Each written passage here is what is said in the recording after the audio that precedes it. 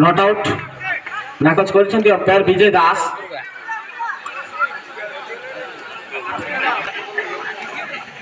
परवर्ती बॉल पुणी थे गोटे सुंदर सिंगल नहीं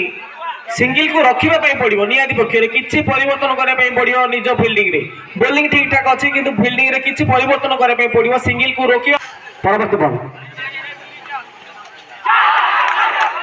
सामान्य अपील एवं कैच आउट बहुत बढ़िया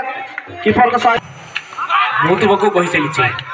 जदि से कथा तुम्हें न मानी मत व्यवहार कर सुंदर फील्डिंग जहाँ चारोटी रन निज दल अटकई गोटे सिंगल सेपटे दुई बैट्समैन जटिलतार सहित संग्रह कर दल स्कोर 8 रन पहुंची एवं ए पर्यंत गोटे बाउंड्री देखा मिली ना जहाँ पाखे बस भाई आमको जन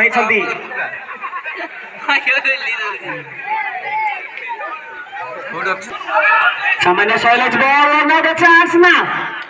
यही नहीं ମୁଁ ପ୍ରଥମରୁ ଏ ପର୍ଯ୍ୟନ୍ତ କହୁଛି ଟିକେ ଫିଲ୍ଡିଂ କୁ ଟାଇଟ୍ କରିବା ପାଇଁ ପଡ଼ିବ।